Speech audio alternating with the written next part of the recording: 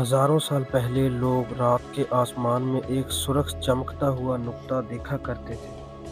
وہ دوسرے ستاروں کی طرح نہیں تھا، وہ حرکت کرتا تھا، رنگ بھی مختلف تھا، اور اس وجہ سے قدیم رومیوں نے اس کا نام جنگ کے دیوتا مارس پر رکھا۔